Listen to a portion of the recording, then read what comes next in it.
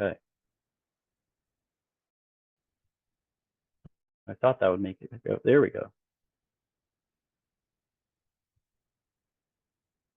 Sorry, I'm getting a little bit of lag. Oops.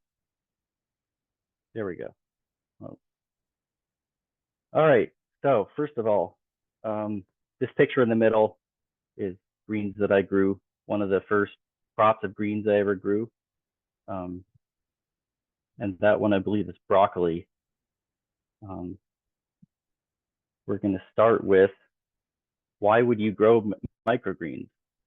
Well, first of all, they're tasty. I highly recommend trying mixes, especially some of them are more mildly flavored, and some of them are like spicy, like arugula is spicy, radishes you could say are kind of spicy. It's nice to mix them together. You can garnish them. You can add them to burgers. You can use them for all kinds of stuff. Just add them to salads of larger greens. They're really nutritious. So basically, a lot of it is antioxidants and vitamins that have a lot of broad health benefits. The microgreens are more dense nutritionally than larger greens by quite a bit. One example of a nutrient that's in microgreens, that it's also in larger greens, but in a very high concentration, is DIM, which is an anti-cancer, very, very powerful anti-cancer nutrient, which basically you can get seeds that are, I've seen seeds for broccoli that are considered medicinal. So I think, there's certain types of broccoli with higher amounts than others. So there are other things like that that are just really good for overall health. Another reason would be that they're a very fast growing crop. So once you know how to grow them, you can crank out crops of microgreens in a lot of the varieties will be ready in like about 8 to 12 days after they germinate. They could take a few days to germinate, and then they just blast off. So some of them are even faster. Some of them are more like 15 days, but it's a fast crop, so you can get pretty the satisfaction of bringing your food to fruition very quickly. It only requires a very small space. So for example, I have this tray right here. This is one of the first trays I've used to grow microgreens in.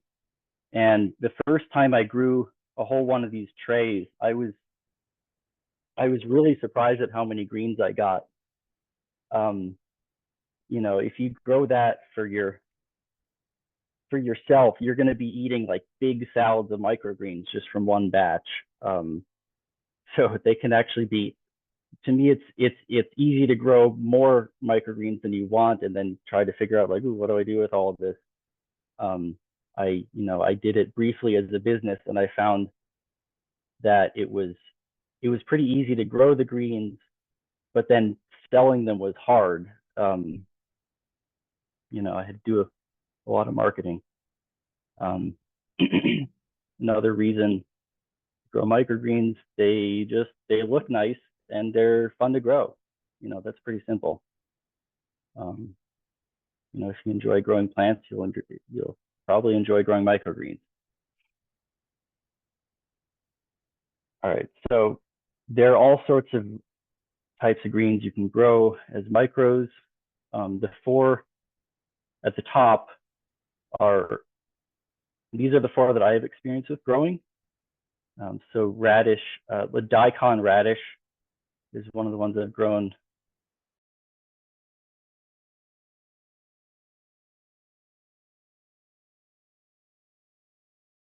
Arugula, broccoli.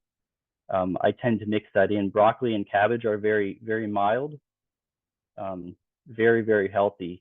Hey, Jeremy. Yeah. I'm so sorry. I think maybe your slides aren't changing for us in the presenter mode. I think it's Oh, still on the first slide for some reason. Sorry. you're stuck on the first slide. Yeah. Okay. Um, and also, yeah, if you you can always send it to me too, and I can pull it up if Oh, it says my screen share is paused. we can still Hmm, see your screen, but it's just stuck on the first slide for some reason. Um, weird. I don't know how to unpause it. um, Maybe I should stop the share and start it up again. yeah, yeah, maybe that would work. Let's see. Okay. Yeah, I've never seen that before. Yeah, that's strange. Uh, yeah, we could just try it again because it was working when we had it up before we started. So Okay. Can you see okay, that now? yeah, yeah. Um, Okay. So that's the slide I just got through. Um, you know, and I think these are going to be available after, right? The slides, yes, and you'll have the recording, so um, you'll be able to still see what was on there. for sure. Thank you. Okay. All right. So I was going through, some of the common ones. Kale and sunflower. Actually, I have some seeds, and I'm going to be um, trying those out pretty soon. And yeah, sunflower. It's just kind of like a full-size sunflower, species wise, but you just grow it like a few inches tall and it doesn't get flowers. Um, so mustard, that would be mustard green. Most people, the stuff you eat is normally like the ground up seeds, the stuff that's most common to be, like mustard, but you can eat the greens as well. Amaranth, that one is actually it's a grain. So it's kind of like a reddish grain, really interesting looking. But if you just grow it, if you just let it sprout a little bit, it's more of a, it's not grainy. It's just a little vegetable. Okay, are my slides still going? I just went to the next one. Okay, Yes. great. Okay, so yeah, they're just, some examples of what they look like once they're actually picked. These are ones that I actually grew myself. Um, I think the red cabbage is probably the prettiest. I like that purple hue. But yeah, so I would mix these. I would often sell these or give them away to family and friends just as a mix generally. Okay, so the basic cultivation methods, you can do indoor or outdoor. Within indoor, and this is what I have direct experience with, is just growing directly in soil. So a big advantage of that is it's pretty simple. It's low cost generally. You could get potting soil, or you could just, if you compost, or somebody who can provide compost, you might be able to just get free, really good compost for free. Though you will want your soil to drain really well. It's not quite like growing just outdoors in a garden. The the greens, like how densely together they're normally planted, the roots can actually be more prone to rot, so that they have to be better drained than you would if you're just planting larger plants. Um, so soil, I tend to recommend soil, but I'll talk a little bit about hydroponics as well.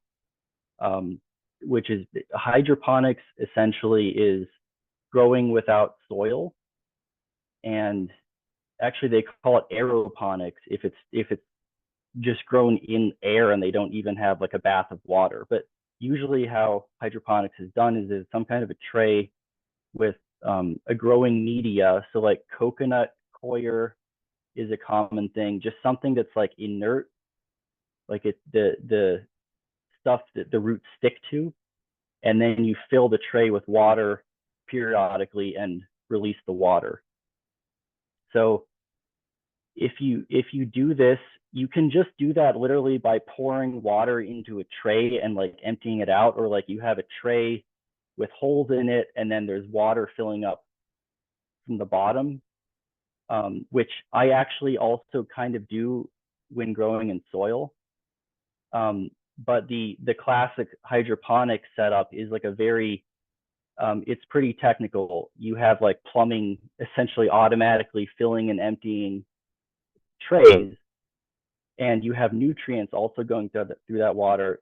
You could do it without nutrients for microgreens, but really the yield is not going to be as good. Um, so normally they'd have nutrients mixed in with the water, so it's a solution, and then that flows in and out of the trays. Um, Other than that, it's a similar kind of setup. Um, but yeah, it tends to be more complicated. And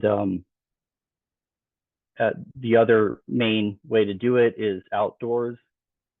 So, I mean, there are advantages to outdoor growing. If you have space outdoors, then, you know, that might be the way to go. If you have a garden anyway and you just want to like add, if you have some tall plants and you want to like intersperse some microgreens around them, actually those could compete with the weeds. That would be a kind of a you're killing two birds with one stone approach to it. You could also one thing I did, I have done a little bit of outdoor growing actually of daikon radish, and the radishes I let some of them just grow as microgreens and harvested the greens, and then I decided, hey, let's just let them grow more and see what happens, because a lot of these microgreens you could just grow into the full size thing. They might behave a little differently than like the varieties that you would normally use for a larger plant. But yeah, the radishes grew into regular. They grew their radish root after a while, and they were really good. So if you think you might let some of your microgreens just keep on growing, then outdoors would be an easy way. They wouldn't be constrained by how shallow your trays are, that sort of thing, or how high the ceiling of your shelving is. So, but yeah, definitely pests and unfavorable weather could be a difficulty with that. Probably putting some kind of netting over it would be a good call if you want to grow outside and you really want to keep as much of your crop as possible. And also germinating, because the seeds need kind of a higher temperature to germinate, to actually sprout out of their seeds. The growing outdoors is a little limited by what temperature it is, unless you're going to let things germinate inside and then move the tray outside or something like that. But yeah, all these are valid ways of growing microgreens, and often like baby greens can be done in pretty similar ways as to everything I'm talking about. You just need a little bit more space, a little bit more like soil depth. Okay, next. I'm going to go more in depth into the indoor soil cultivation. First off, the equipment you'll need generally, you need some kind of rack, or it could even be like a windowsill, just a surface to lay your pots or your trays or whatever you're growing in. If you want to do a like large production of this, you'll probably have multi-level racks.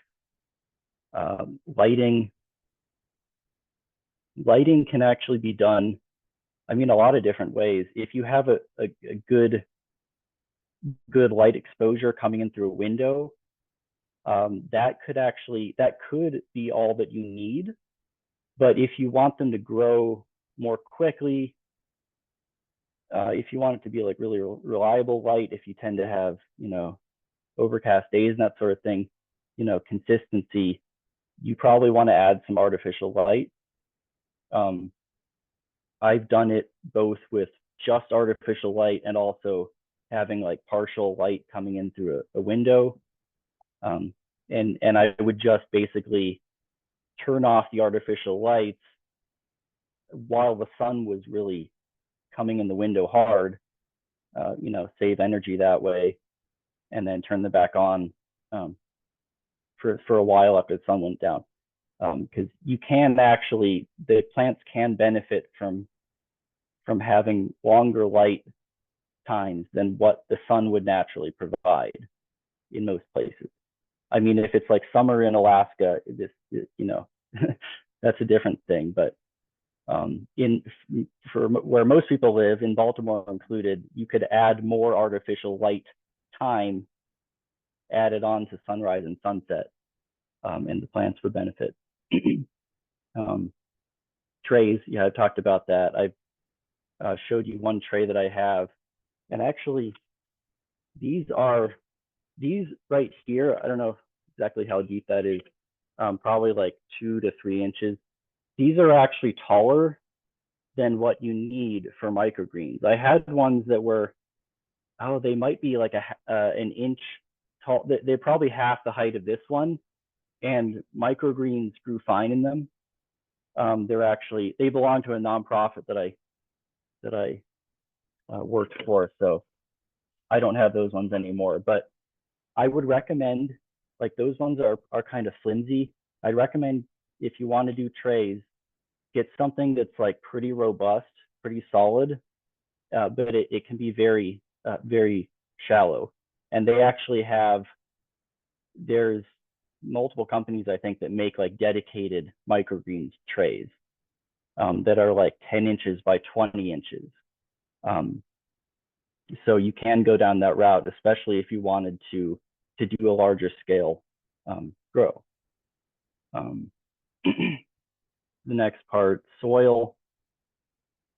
As I said before, the soil has to be well drained. How I would do that is, we'll get this bag of perlite.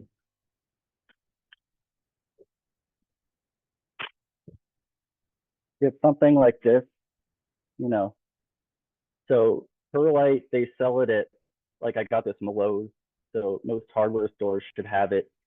It's basically inert. It's kind of like lightweight rocks that are inert. So they're going to help the soil drain really well, but they just add volume. There are probably other options for making your soil drain, but like sand probably would also help with that as well. But I know that perlite, adding maybe a third of your mix should be perlite, if you want to go that route. But yeah, in some form, make it drain really well. You'll need something in order to water them with, which I'll show that later on.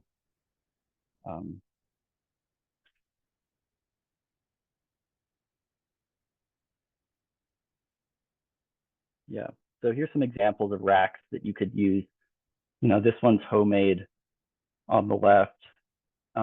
This actually, if you might grow some microgreens and you might grow taller things, something with an adjustable light fixture, either adjustable light fixtures or adjustable shelves could be helpful.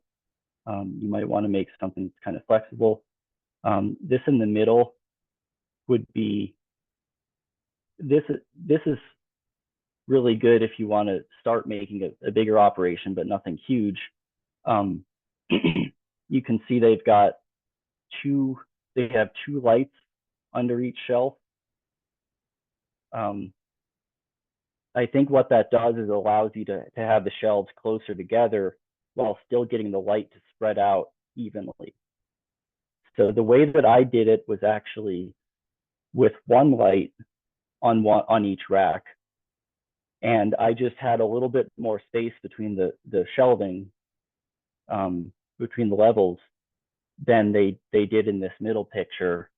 But actually, you can see I probably won't, it's probably not a good idea to like show the camera what I have, but basically you don't actually have to get some kind of expensive grow light. I experimented when I was first growing micros with, okay, what happens if I compare kind of a pricey grow light to just a fluorescent fixture that I could get from Home Depot. So you can get a fluorescent, or it might not be fluorescent, but it's like a fluorescent style, like a T8 fixture. Like I could put that in the chat as well. But basically, you can get these really inexpensively, just hang them from your shelves. And for microgreens, that's it'll do almost as well as a dedicated grow light, like a full spectrum kind of thing. And the why I think that is that when they're in such an early stage of growing, the light doesn't have to be really full spectrum. They just have fewer needs for light when they're small. If you have something like if you have a flowering plant, that will benefit greatly from having those full spectrum, the more expensive lights. So it makes sense that they sell those, but you don't need to go overkill. This one on the right, that's just an example. If somebody somebody doing a huge operation, so the sky's the limit, of course. I'd hate to see that shelf tip over though. And really, the challenge in an operation that size would be like, how do you sell all these greens? How do you get rid of all of them? Okay. So the stages of growing these. First of all, you want to have, and by the way, I'm going to do a demonstration actually at the end of this of actually, sowing seeds, getting the thing started. So basically, you want to make sure that you have a smooth, level bed of soil in a tray or a pot or whatever you're doing, because and you don't want chunks. You don't want big chunks of soil. It'll make it hard for the seeds to actually sprout properly and get their roots embedded into the soil. So smooth chunks broken up, and then you sow. I recommend just sowing directly on top of the soil. I've tried sowing seeds and then adding a little bit of soil on top. It just sort of like resulted in the greens having like more soil on top of their leaves. It didn't seem to really help at all. So and pushing the seeds down into the soil is just, with the number of seeds that you're going to be planting, it will be so labor intensive that it wouldn't make sense at all. So sowing on top of the soil and then using something to sort of smush the seeds down. And even like what I've done is have like blocks of wood or bricks or like another flat surface on top of where you've sown the seeds. If you have something weighing it down a little bit, it'll help the roots actually get started. You'll see what I mean if you start growing them. I don't have a picture of this happening, but early on when I started, I saw a lot of greens had the roots like to go the wrong way, so they'll just be going up in the air. So something touching the top layer of the soil will help those roots, be pushed back down into the soil. Or else you could have kind of a tedious time trying to like, push them back in manually or something like that, or just have them not grow properly, which is no fun. So that's, and also after you sow the seeds, you should keep them you should cover them. You should make sure they stay damp and keep the temperature up. So some people actually get these heating elements, like what's it called? It's a germination heating mat, I think it's called, which I haven't used any myself, but if you want things to germinate quickly, and especially if you don't want to have to like bring it to a warmer room or heat that part of the space temporarily, you can use it's like an electrical heating mat that goes under a tray, and you just put that in there long enough for things to actually sprout, and then you take it out. The way that I've done it, it all is always just either the place that I'm growing it in is pretty warm already, or if it's cool, I just temporarily have the trays in a warmer part of the house, and then once they germinate, move them to where they're going to be growing. And they don't need light at the beginning. So I would take, like with this, I would actually have two trays nested in each other for watering purposes later. But for germinating purposes, plant them in there, and then you can actually put a tray on top of it and then weigh it down a little bit. It'll help smush it in. Um, and then, or you can also cover it like this and just have something else in there putting pressure on it, but in some form, cover it in a way that's easily removable, and then you can spray. Actually, I'll get my sprayer as well.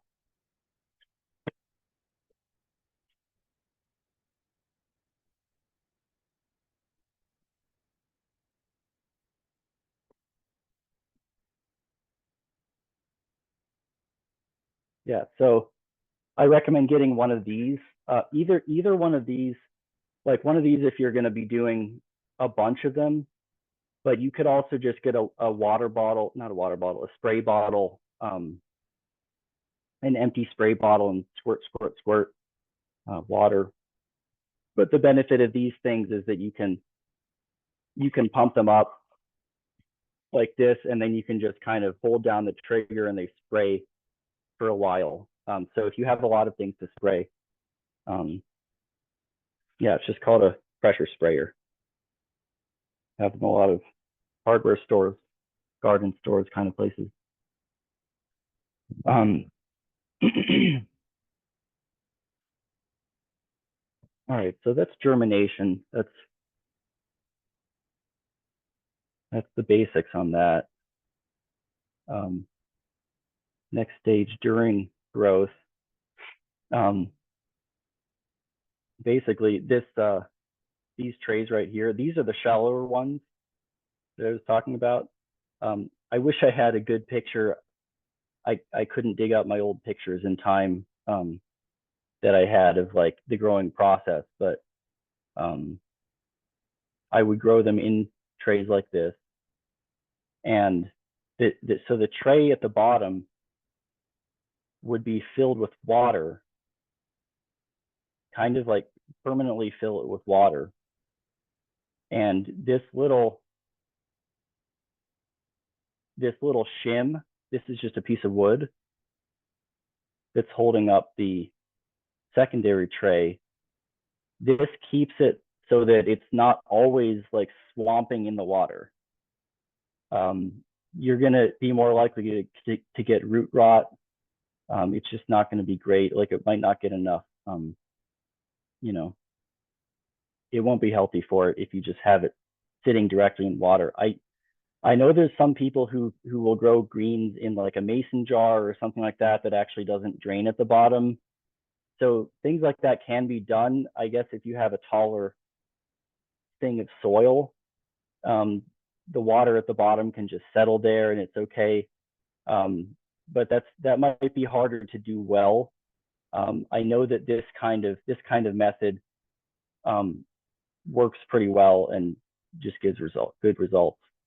So basically, most of the time you have the tray in this position, just propped up in the air. And the other end is just, sitting on top of the other tray. And then during part of the day, and it's just like a quick chore going in there, like for a few minutes, take this piece of wood out, nest the tray down into the watering tray, the greens tray into the watering tray, and let that just sit there, maybe 5 or 10 minutes. And then, or maybe even less time. I don't know if you have to have it in there. You just have to, get it wet like once per day and then prop it back out of there. And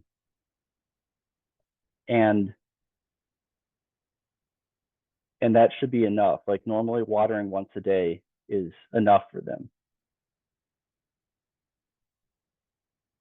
The lighting, well, yeah, airflow. Actually, one more thing about watering is that some people, if you look up like tutorials on how to grow microgreens and stuff like that, there are people who will use those sprayers that I just showed you just the whole time, as the greens are growing, which you can do that. I don't think it's a good idea, just because the leaves are not really where the water needs to go. Like, in order for the roots to be strong, and that you might get like taller, spindlier greens if you just water the top, and it's more likely, if those tops are wet really frequently, it's more likely for them to get mold. So I wouldn't recommend spraying much after they've actually popped out of the ground. But the sprayer is good for, the early stage. You could just go in with a watering can, I suppose, as well. It just might be a little harder to get that even, in a big tray. So airflow, you just want airflow to prevent mold, basically. It doesn't have to be really strong. You don't want a lot of airflow, because you could also dry things out too much. So basically, like, don't have the whole thing super contained so air can't get through it. If you have a covered up rack or something like that, or you have like curtains in front of a window, you might want to just have a little bit of airspace on the edges. Maybe have a fan nearby if it's hard to get air moving through there, or if you have problems with mold. In terms of light for 12 hours is pretty good. I think you can go up to like 16 hours or something like that, and it's still healthy for the plants. I'm not positive about that. But basically, light is good for the plants for most of the day, but all the time would actually not. You would get diminishing returns, and you could actually stress the plants out if you were to light it all the time. They're used to having darkness to do their plant things, kind of like people sleep. So yeah, let your plants sleep.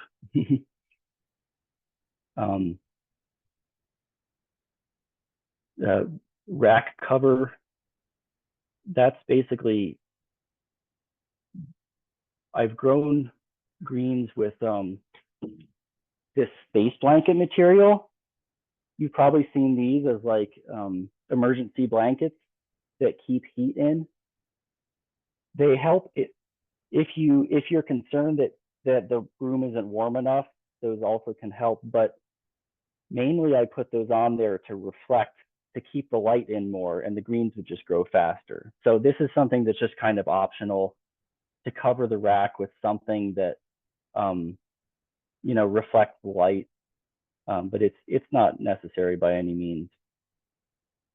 And then let them grow, maybe about 2 to 4 inches tall. It can kind of just be up to your taste.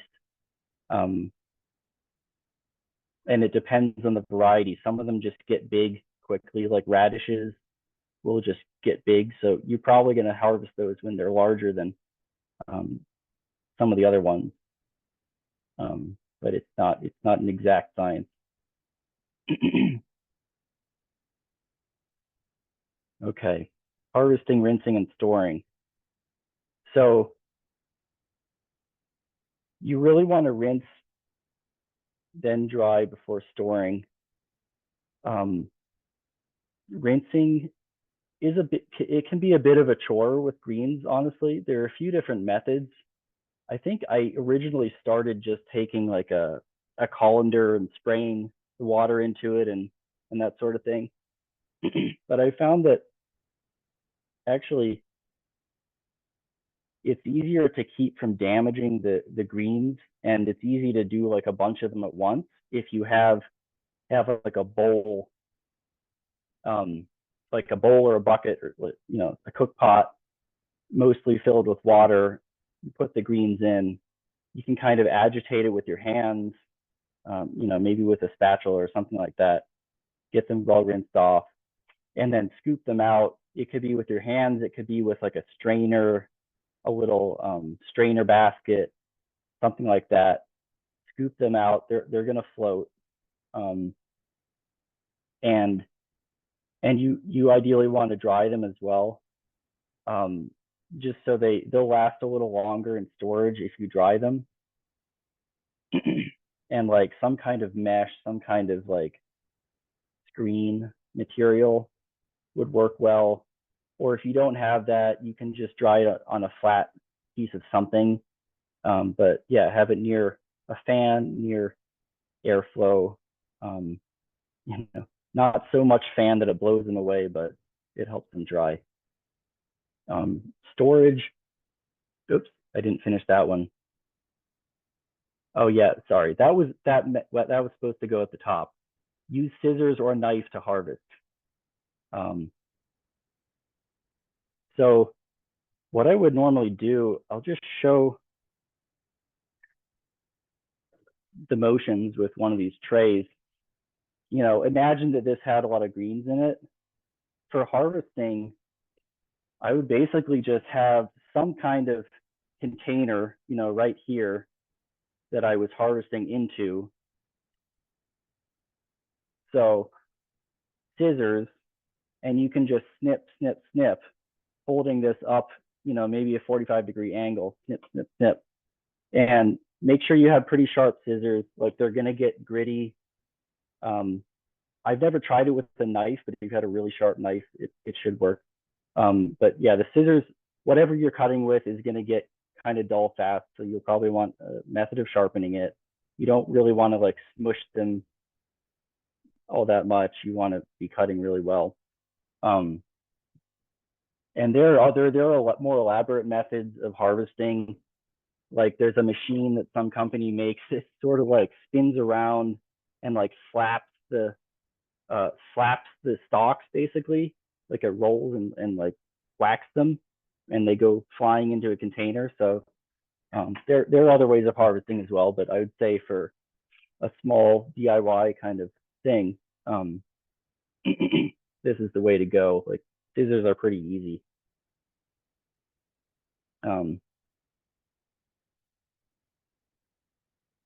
Yeah, and also keeping them in a breathable container is pretty important. I've tried having a container, plastic container without holes. They just don't last as long. They stay more damp, and they go bad soon. They definitely don't freeze well. Keep them in a refrigerator that doesn't have like freezing spots on it, or like know where you're putting them in the fridge. And it really varies how long they'll last, but they are very perishable foods. So, enjoy them quickly.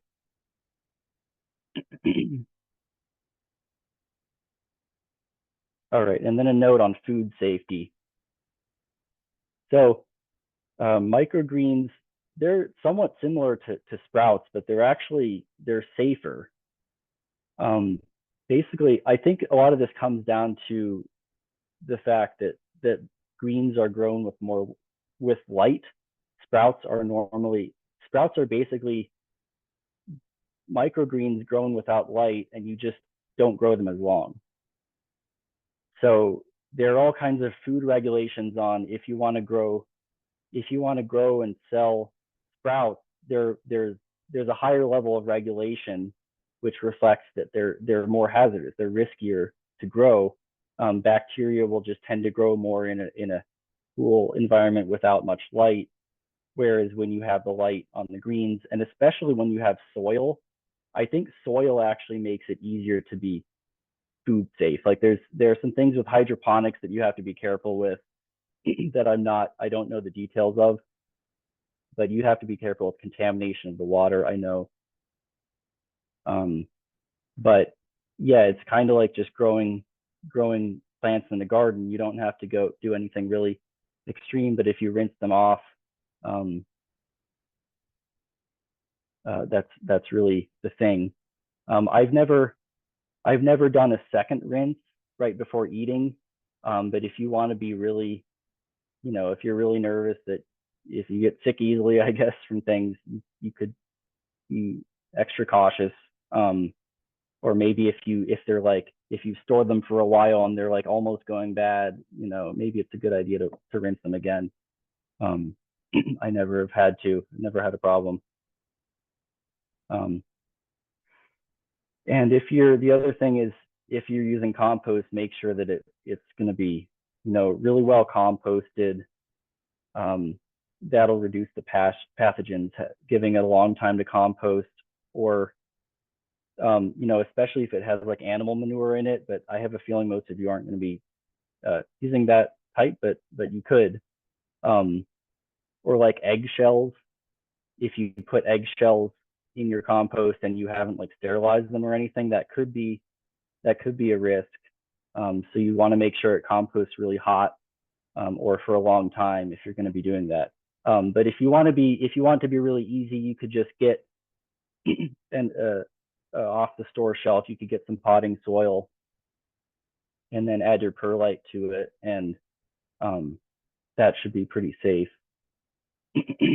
But I personally love composting, and I like to make my own soil, so I like to do that. You can also, it's not really a food safety thing, but I should mention, you can, when you're growing greens in soil and you're done, basically they're microgreens are normally just like a one and done, like you harvest them and they don't regrow. Like there are ways to get them to regrow in some cases, but generally people just harvest it once and then they get rid of the rest. But you can actually dump the remaining soil and plant matter into the compost and just let it compost.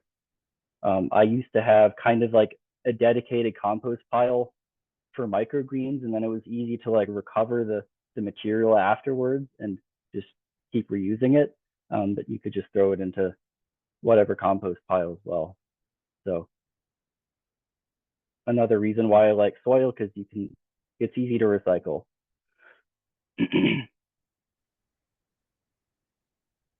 Okay, and so thank you for attending. And I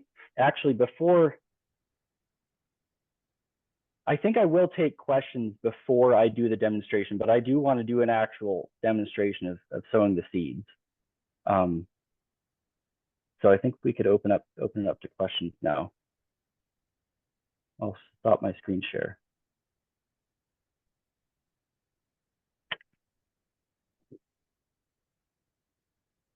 Okay.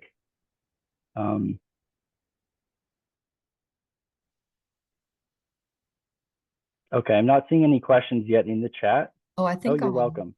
Sorry. Okay, so Tiffany and Jan have questions. So maybe Tiffany, if you want to go. Okay. And also thank you so much, Jeremy. This has been amazing. I agree. Thank you very much, Jeremy. It was a highly informative presentation. I know earlier on in the presentation, you gave some visuals about some kind of common sense models that can be created with the lighting and with, kind of structures for some of the growing, and there was a website at the bottom of one, and I was trying to get it, but I didn't know if you had any, I guess, links or some suggestions or materials that can be utilized to create those models that were in some of those pictures. Thank you. I took a screenshot of that. It says Common Sense Home, all one word.com. Thank you very much. And then there's this, and then there's a slash, and it says seed dash starting dash shelves. Not yeah, and then after that another diagonal. Okay. Slash. Thank you very much. I appreciate that. But you should, if you go to commonsensehome.com, look up seed starting shelves. Thank you. Sure. Yeah. As for other resources, well, there's a book called, I'll just put it in the chat here. Ebook. This is what I first learned how to grow greens from. Microgreens for profit. And I mean, even if you're not growing it for profit, this could still be a useful resource.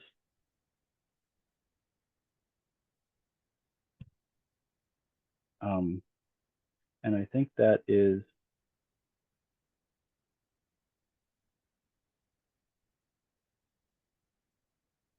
Head Start Publishing. Yeah. I don't know the website, but you could probably find that. Okay, seeds. Actually, well, let me see. I mean, I have these ones. My aunt got me these red Russian kale recently. So like high mowing is a definitely a popular one. I'll put that high mowing seeds. I have some from, where is it? Oh, True Leaf. Yeah. True Leaf Market.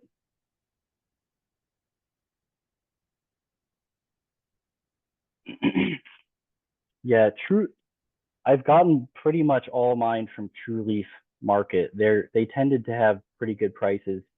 And then another thing is shelving. Actually, I have something, I don't have my shelving set up for the microgreens, but I can grab this actually from the other part of the room and sort of show you.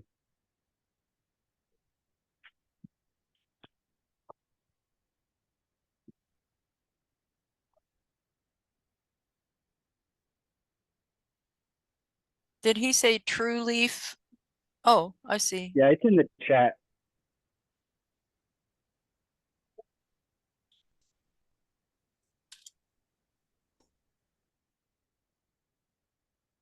Tipping things over in my workshop. Okay, so this, let's make sure that people can see it. This is part of the first shelf that I ever made. So this is actually fence pickets. Funnily enough, I got them at the loading dock in Baltimore. So they were fence pickets that I repainted. And then these are like 2x4s, or really like 2x2 lumber that I just cut, you know, to reduce the material a little bit, but you could just have a 2x2. And then I had another, like just a flat tray on top of each one of these levels. So this was a 3-level shelf, and then some kind of a diagonal support this way, and something to connect like 2 of these frames together in the center. So basically, you know, you can throw something together from scrap wood too. There's all kinds of ways to do shelving, and but those metal shelving units that I showed in the one slide, that's a pretty common thing, like in like restaurant supply kind of companies, or I don't know, it's a pretty common like wire rack shelving, I think they call it, if you want to get something that's really sturdy, that's like a ready-made product. But you know, I enjoy making my own stuff. Okay. Okay, shall we go to the next question? Sure. I think Jan, do you still have your hand up? Oh yeah. How how often did you eat microgreens, and what kind of a difference did you notice in your health? Or do you put them? You have a salad every day and put them on top, or Yeah, put them in maybe sandwiches, or what volume? yeah, I mean, there's an early stage where I was eating them like pretty much every day, definitely. But after a while, I got down to maybe every 2 or 3 days. But I don't know if I noticed any specific change in my health. But I was like pretty healthy and happy during the time period that I was eating the most of them. And I would put them on all kinds of stuff. So salad, just adding them to a salad was pretty good. Putting them on sandwiches, putting them on that last picture I had on the slide. I had like pasta. I had oysters. I think they're oysters. Oysters are mussels, just with greens garnishing the tops of them. So yeah, it's really. I guess I also tended to already eat a lot of vegetables, so it's just kind of a bonus. But it's going to be kind of like a subtle long-term health benefit. It's not necessarily something dramatic, but yeah. I wonder if it would help in areas where there's food insecurity. Yeah, definitely. Yeah, definitely.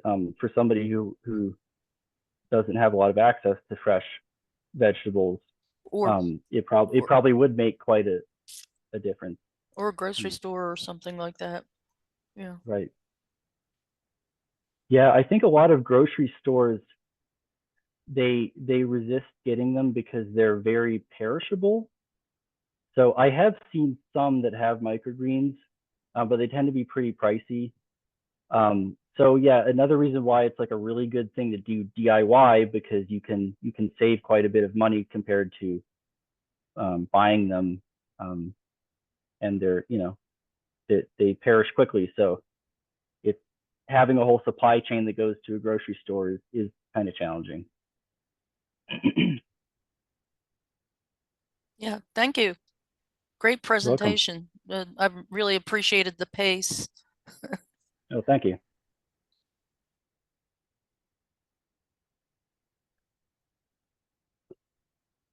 Okay.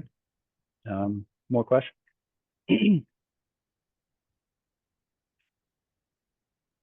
Oh, can I ask another?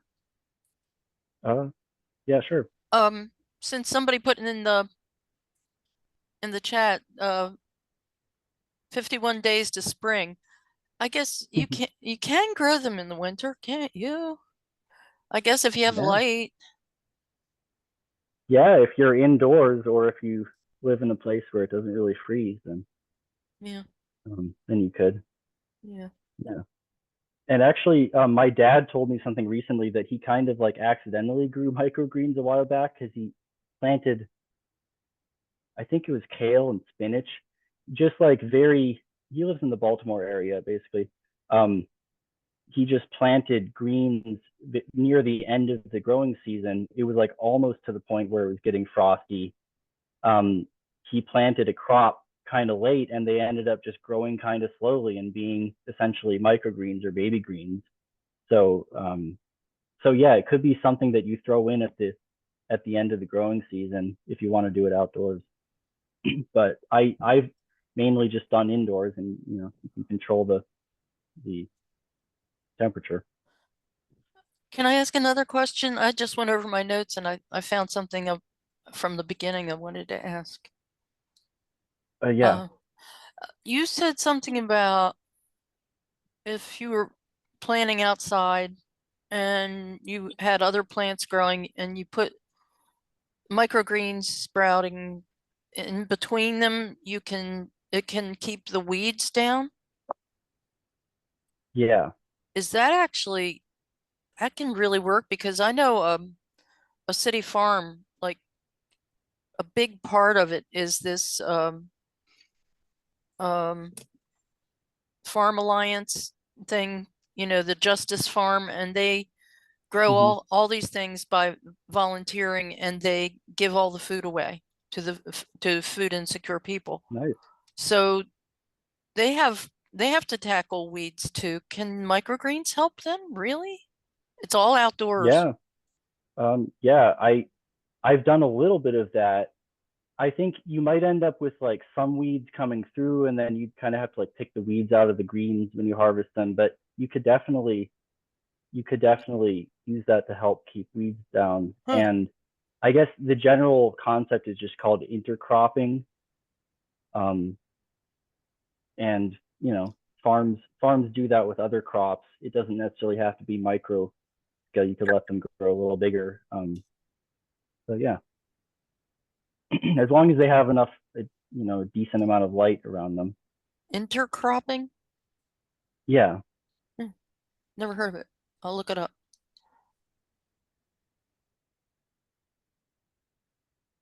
Johnny, do you have a question?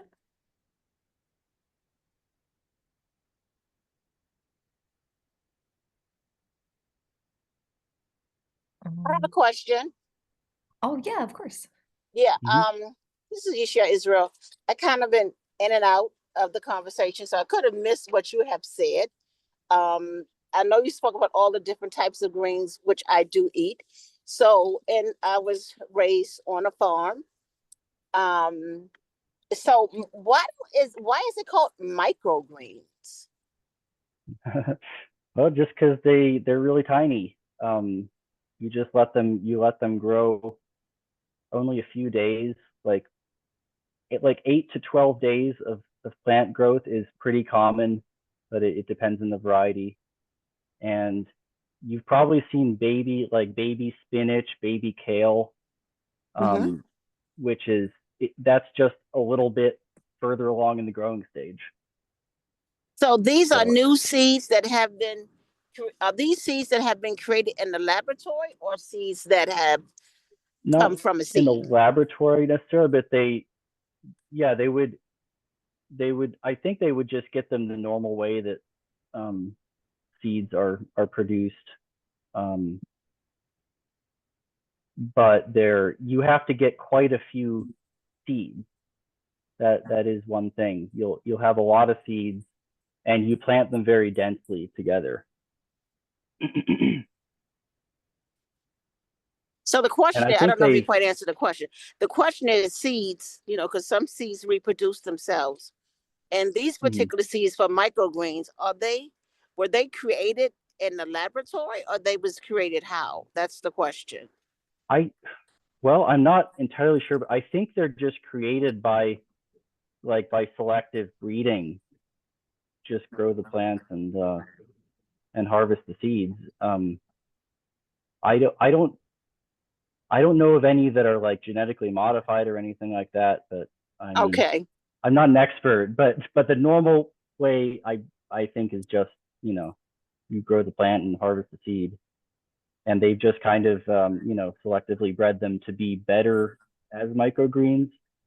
I think it's about like the speed of growth at the beginning.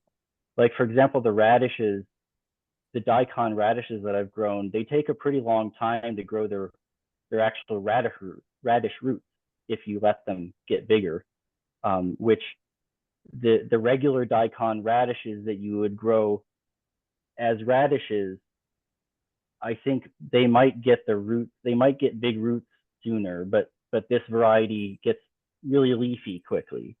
I think that's basically how the varieties work. Okay, thank you. Sure.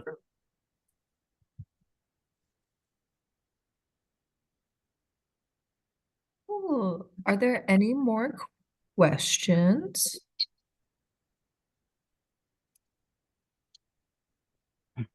if anybody's in Baltimore, there's, I think Giovanni is his name. He sells microgreens at the Waverly Farmers Market every Saturday.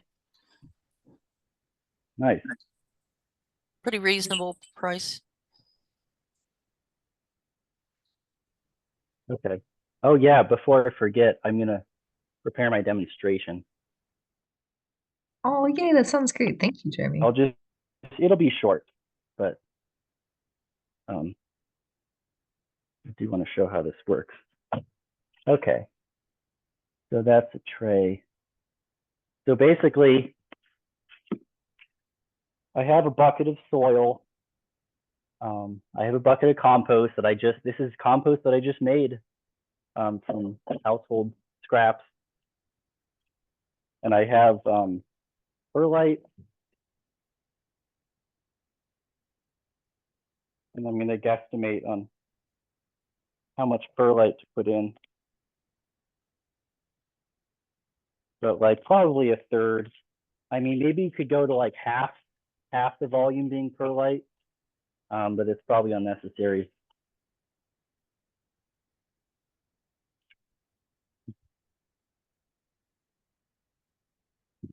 I'll stir it all up.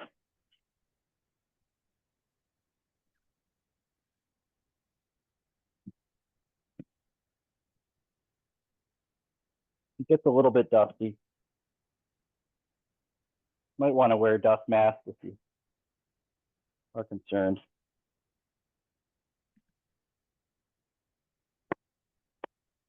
And it's this nice little mixture.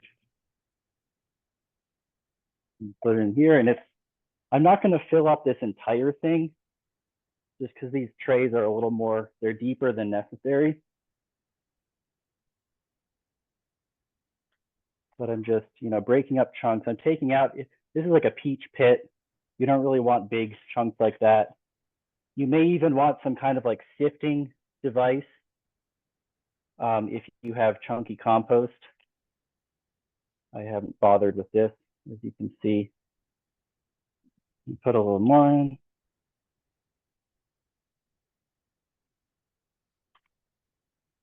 Okay, so I have like maybe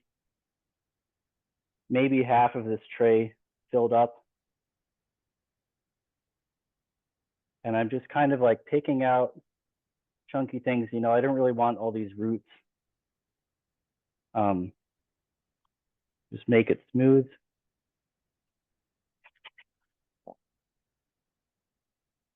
And then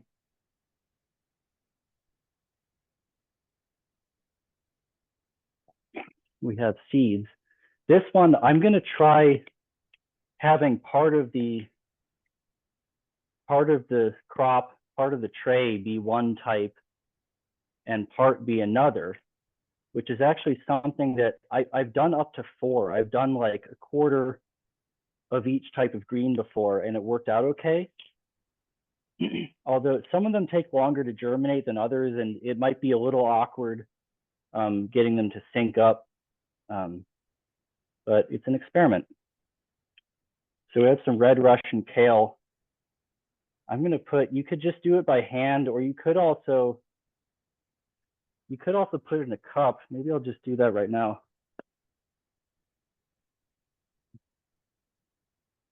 If you take some seeds into some kind of a container, I would just kind of like shake it a little bit like that until they start coming out. And you can just go like back and forth. You might want to go like back and forth as you progress just to get an even layer. And it's kind of hard to explain like how densely to pack them. That's something that you kind of have to get a feel for. You might be able to look up like how many seeds per unit area or something are like normal, but I just kind of get a feel for sprinkling some on there, kind of like you're putting sprinkles on ice cream. So I've gotten, about half of this tray. So I'm just compacting it down a little bit. You could use some kind of tool to compact it. And I'm just pushing on it. Okay.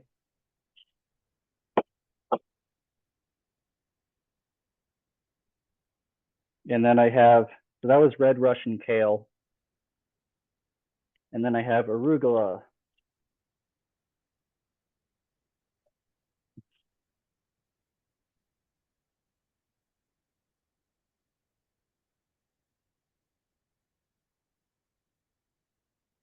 Shake that on. It's probably hard to see them coming out, but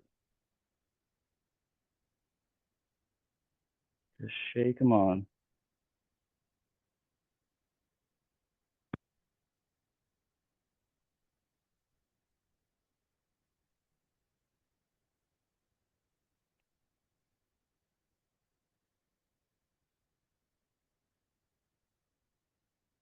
And if you see, you know, bare spots, just kind of fill it in a little bit.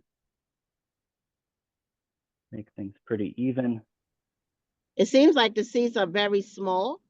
And you know how generally you plant, you have to, you know, have tiny. A space to plant the seed. So these seeds you plant them, they seem like they kind of grow wild, like freestyle, grow on their own. Yeah. You know? Yeah, you're just it's kind of like a smaller version of, you know, just throwing the seeds out in the field. Right, exactly. Yeah, you don't really put them in rows. You could put them in rows. It would just, I think that'd be more effort than it's worth, you know. And really, you can experiment with how densely you want to pack them. If you, in terms of like, if you want to produce them to be selling, you probably want to make them pretty dense, just so you have like a lot of, you know, you're making the most of the space and all the resources you have. But if you want to sow them more sparsely, that's also fine, and it'll probably be easier to keep them healthy. They won't be quite as prone to root rot if you make them a little more sparse. So it's not really that critical how densely, or, you know, you have options. But there is a certain limit over where they'll be just unhealthy. The regular and the kale and the other greens, they can like grow together, like in a batch, like that's what you're saying? Well, I haven't grown them actually like mixed together before.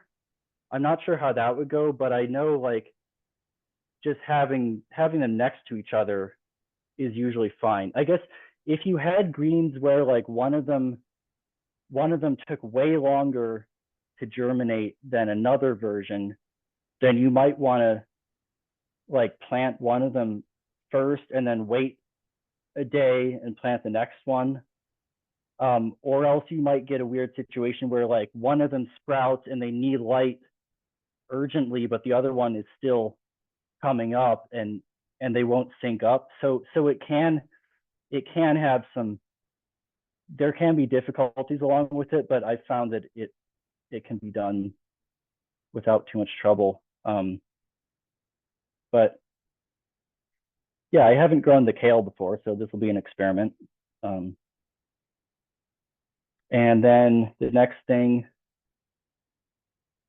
well, I don't have my sprayer filled up, but just imagine I'm spraying this. Just get it really, really well soaked the first time.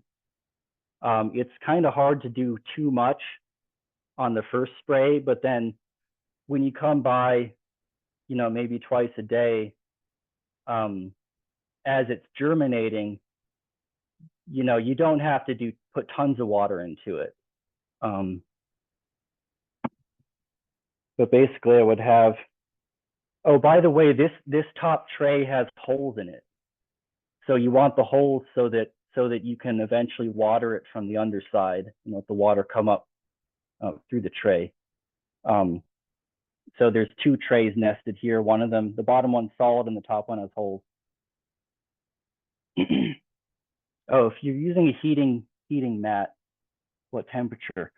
I actually don't know. I haven't used those. Yeah, probably just look online for people's recommendations on that. Yeah. But like if you get if you get it, so I guess you could put a thermometer in the soil, and if it's getting to be room temperature or like a little bit higher, then that should be good enough.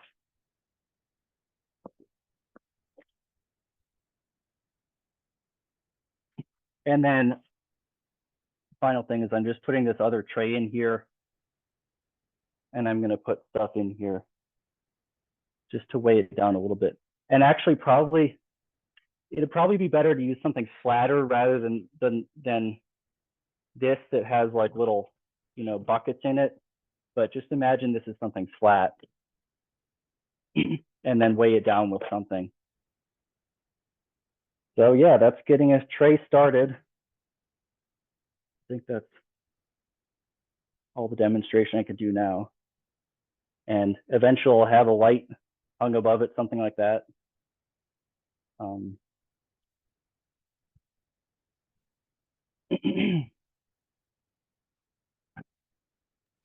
So this looked like if there was a food shortage, we are able to survive by growing our own food in our own house.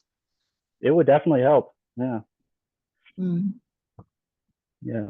And it's really, I feel like in a food shortage situation, it could be especially helpful to have that variety. Like even if you can figure out how to get your basic staples, like get these micronutrients, you know.